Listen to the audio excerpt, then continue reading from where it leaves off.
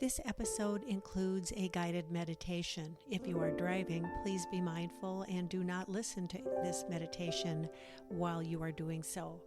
Always make sure to listen when you are in a safe environment where you can be relaxed and comfortable. Thank you. Welcome to Ask, Learn, Heal, a podcast to support wellness through energy healing, crystal healing, self-care, and guided meditations. I'm your host, Mary Jo Feely.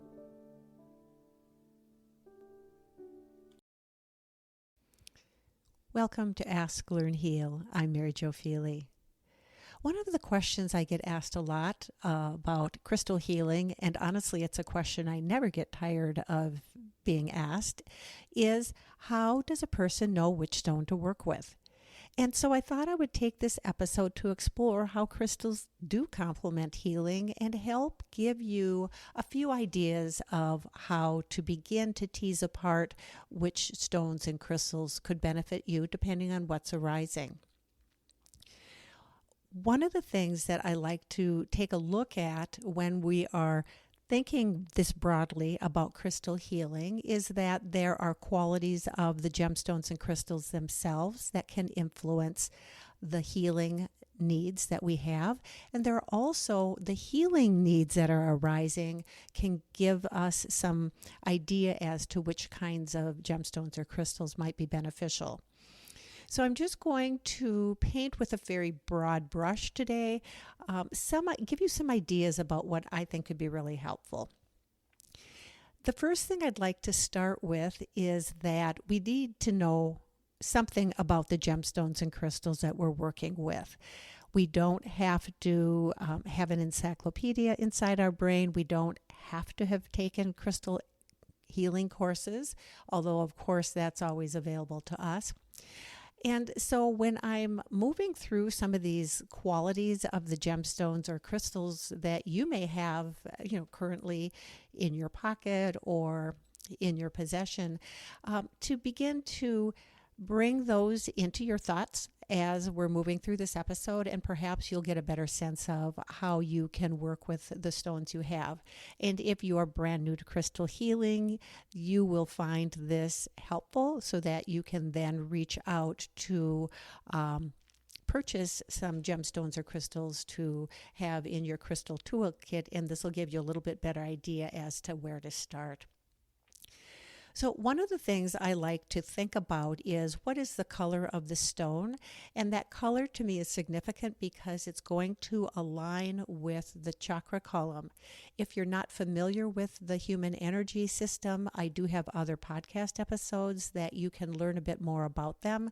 And so when we have these 7 different energy centers or chakras that move throughout different parts of our body, starting at the base of the spine all the way through the very top of our head. Those are represented by different color bands, color frequencies. And so it could be that you are going to work with color as helping you with your stone selection. The red root chakra way down at that tailbone is really supported by working with stones that are red, sometimes even dark blacks or browns or grays. Those colors tend to be very earthy, and so that would be an example of how you could work with those red and darker colors to support that lower part of your chakra system. And in addition to the chakra system, of course, we know that that ripples out to the physical body as well. It could be perhaps that you are working with more of a calming of your mind, and you are working with trying to get some clarity and insight into a situation that you are dealing with. Those particular chakras up towards the top of the head are going to be more blue and lavender and violet. So working with those colored stones can be really helpful. So working with color is one way. Another way is to think about the structure of the mineral itself. And so while we do tend to often glop all different kinds of rocks and minerals into the term crystals and gemstones, actually crystals do have a crystalline structure. And if you're aware of what the structure is within the stone, Or perhaps you are aware of the structure that you are trying to reestablish within your own physical or emotional or mental or spiritual life.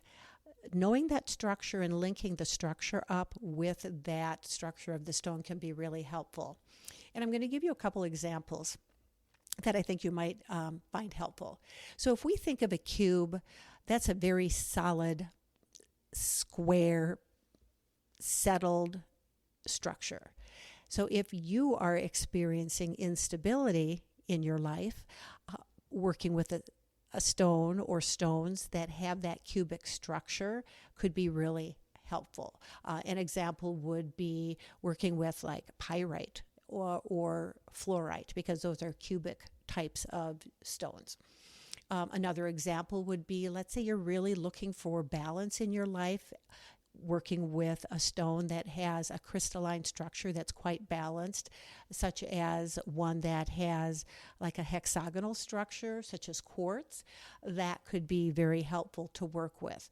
And then a third option would be, let's say you're feeling really unsettled and things are really kind of almost hard to corral. It's as if you're trying to line up water, right? Things are just going in different directions and you're just really trying to bring some centering back into your life. Working with a stone that has more of an amorphic quality like amber or jet could be really helpful. So taking a look at structure, both from the structure that the crystal or gemstone offers, as well as what's going on currently within your own life as a need, whether it's physical, emotional, mental, or spiritual, matching those up can be really helpful. I think the density of the gemstone or crystal is also really a helpful way to determine which you'd like to work with. Softer stones tend to be really helpful and effective for more acute situations. They're very gentle and they have this real softness to them. Not only physically are they soft, but they also have this tenderness that they can bring into the healing process, compared to a harder stone that has more density. That is going to be more of a steady, sustainable kind of healing process, and it's ideal for working with situations that are chronic. And when I'm talking about the density and the hardness, I'm referencing what's known as the Mohs hardness scale, with talc being the very softest and least dense of all of the minerals, and diamond being at the very hardest end of that scale. And so you can explore the Mohs hardness scale if you have more curiosity around that. The other way we can work with specific stones is to begin to understand the properties that some of the minerals themselves have. And so there are a lot of different minerals that show up in gemstones and crystals. Some of them are single mineral, composed of single minerals, and others are a combination of a number of different minerals. So I wanted to highlight a few and give you a sense of how you can work with the mineral itself as the starting point to be able to determine where you might, which stone you might want to work with. So starting, for example, with aluminum. Aluminum has a very calming effect. It's very soothing to the nervous system. And so that can help us focus our mental thoughts, our mental processing. It can help us shift perspectives. And so if we're feeling like we are kind of stuck with like a block and we're trying to work through that, and we want to bring in a gemstone or crystal to help us to be able to do that clearing of that mental area, particularly in some of that upper chakra space, in that brow and crown chakra space, working with stones that are comprised of aluminum can be helpful. Some examples would be working, for example, with blue kyanite or lapis lazuli or dumortierite. And so that would be an approach to recognizing that, I'm looking for calming, I'm looking for soothing, and aluminum is one of those minerals that supports that kind of healing work. And then taking a look at the gemstones that contain aluminum. Another example would be working, for example, with calcium. You know, calcium is really vital to our physical structure.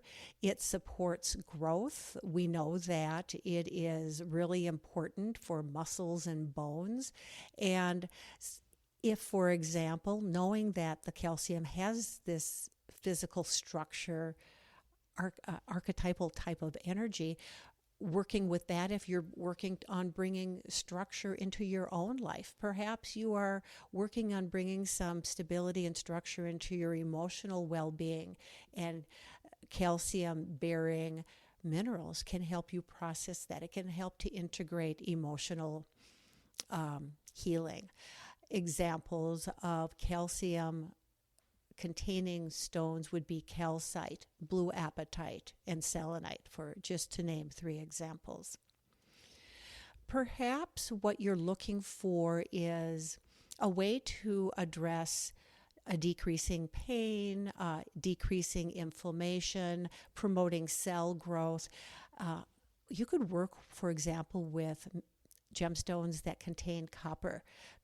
Copper is a great conductor of electricity, and it helps also with not only that physical inflammation and decreasing of pain, but it also can help to increase empathy. It can help increase understanding. And that's not only reflected out to others, it can also be really helpful when you are working on embracing and nurturing for yourself. Some examples of stones that contain copper would be malachite, chrysocolla, larimar. So again, those are some ways that you can work, for example, with that promotion of healthy cell growth and decreasing pain and inflammation by working with gemstones that have copper contained within them. Iron is another example of a mineral that I think is really important. It's heavy, it's strong.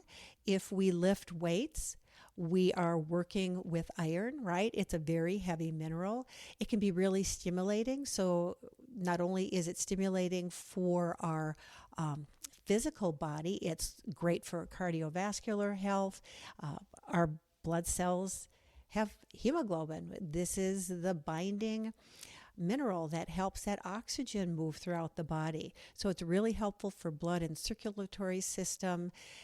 It also, because of this stimulating effect, can be really helpful in increasing that vital life force energy that we have moving through our physical and energy bodies. And so as this increase in the stimulating life force energy moves throughout our body, that heaviness of the iron can really help us get grounded and stabilized as well. Some examples of stones and gemstones and crystals that would carry that heavy iron would be hematite, pyrite, and iolite. One final mineral that I want to offer for consideration for you is silicone. Now, silicone is a mineral that is an amplifier. It offers stability and it really helps with clarification. And silicone dioxide is found in quartz, and quartz is found in a lot of different gemstones and crystals. So, for example, if you're looking to really increase that immune response, if you're looking for a way to kind of amp up the properties of some of the other gemstones that you may be working with, bringing a piece of quartz, which has a lot of silicone in it, can be really helpful. Silicone really works with bones and teeth and hair and nails as well. So it's got this real strong quality. Other stones that you can find silicone in, for example, would be jaspers, rhodonite, and carnelian.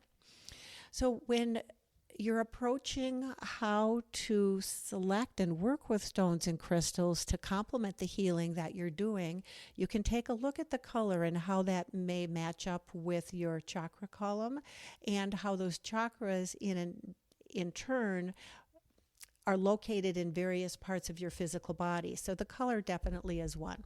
I just want to recap. So we've got color, we've got the density, the softness of the stone, or the hardness is going to determine what kind of a healing response that those gemstones can give us.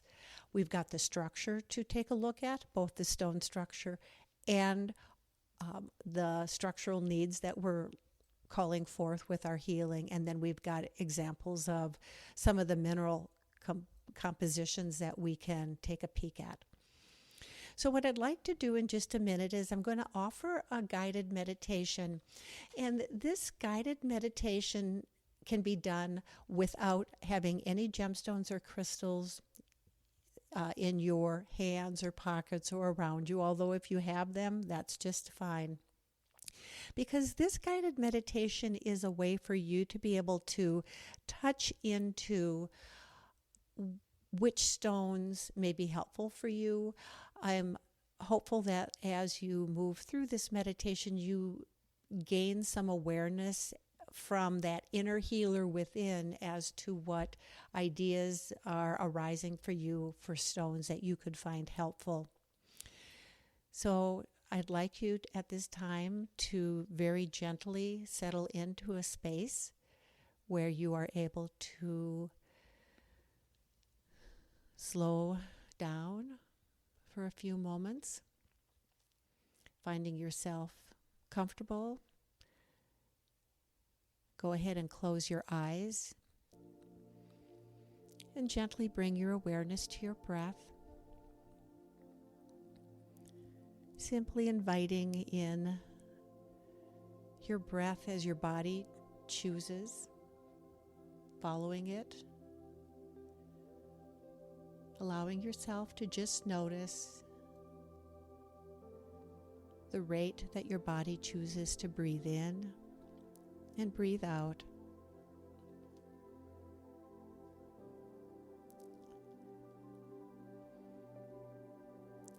And very gently begin to bring your awareness to a healing need that is arising for you.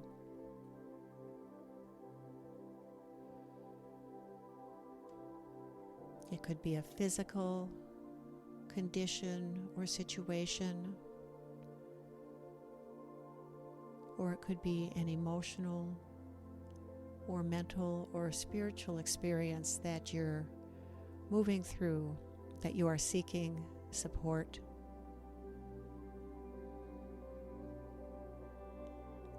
And guidance.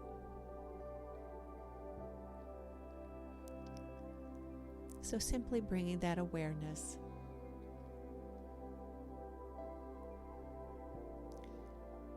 And place that awareness in this space just in front of your heart, allowing it to rest very gently.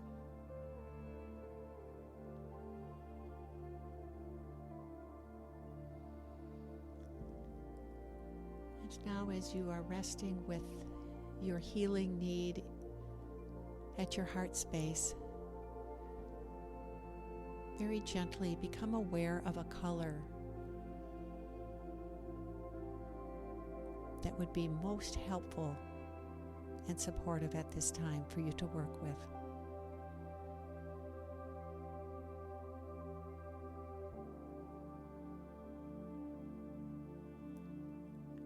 And notice what that color is.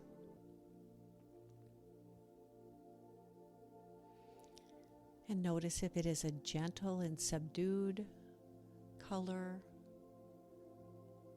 or if it's vibrant.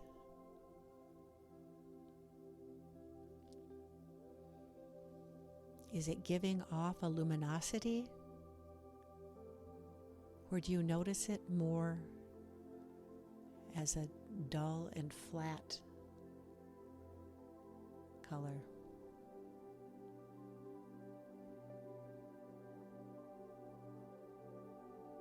And just make note of this color.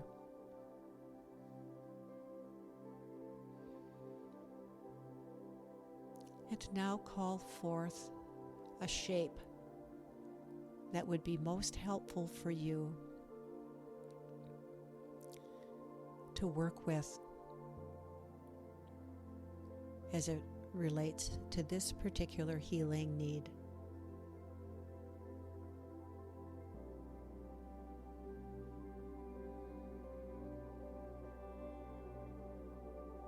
And allow yourself to perceive that shape, whether it is visually or a sense, perhaps just a knowing of the structure that's coming forth for you.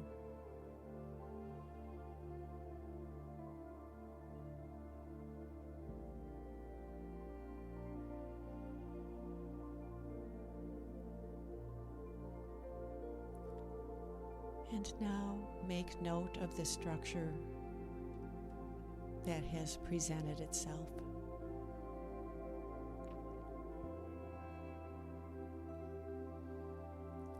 And now call forth a sense of the density that would be most helpful for you right now.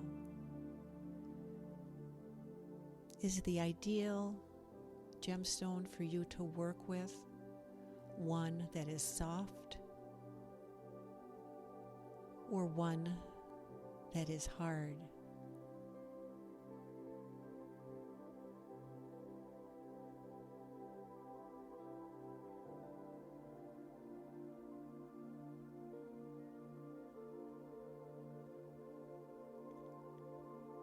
Again, just getting a sense.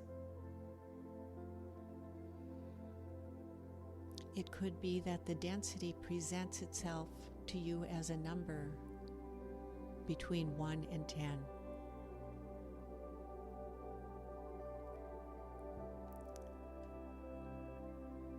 If so, allow that insight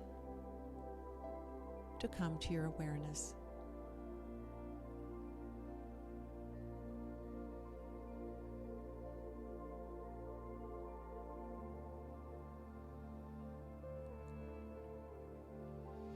And now make note of the density.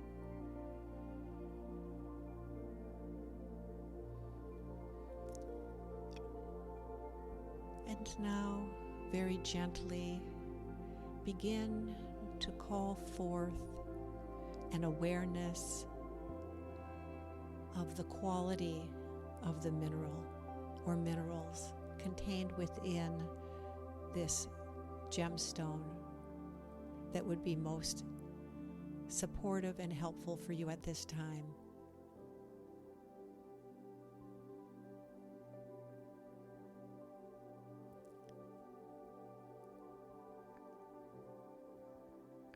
Are the qualities calming or stimulating?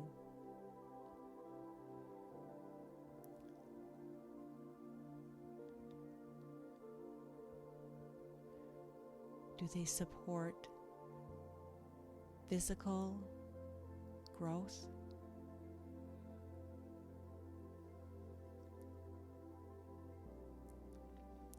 Are they qualities that amplify and clarify?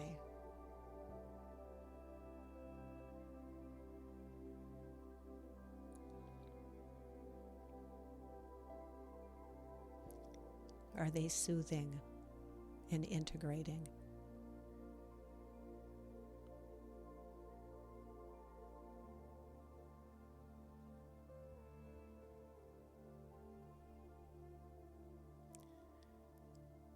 Allow these qualities to move through your awareness as you notice one or several that become more prominent in your awareness.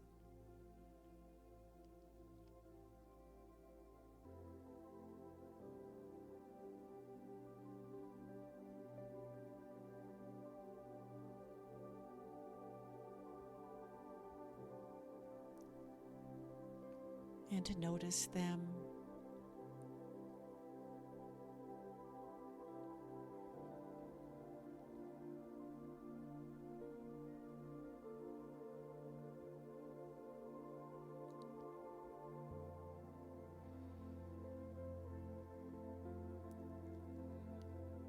And now allow the mineral or minerals, those qualities, to move into your heart space, into that health concern that you have placed there.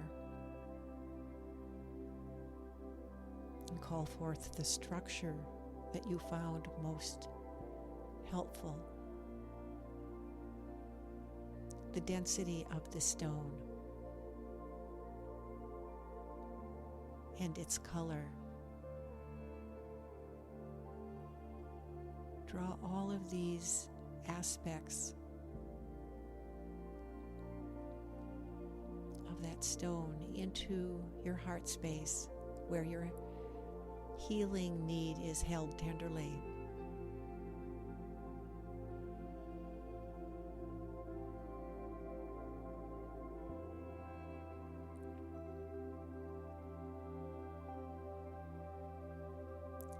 And allow these qualities to bring in the vibrational healing, to shift and clear, amplify, soothe, balance, stimulate, calm, whatever it is that you are calling forth. And just continue to breathe into that heart space as these vibrations move into your physical and non-physical body, supporting healing.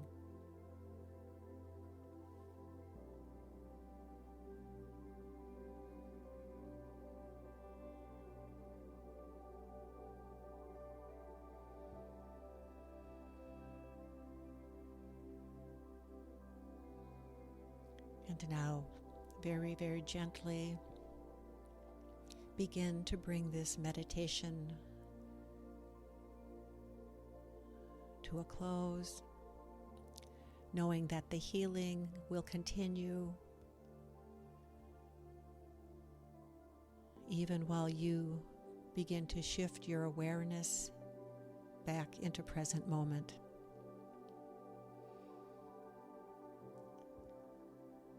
Begin to gently wiggle your toes, begin to open and close your hands, wiggling your fingers, feeling yourself once again in your physical body. Gently taking a couple more deep breaths as you bring yourself back fully into present moment.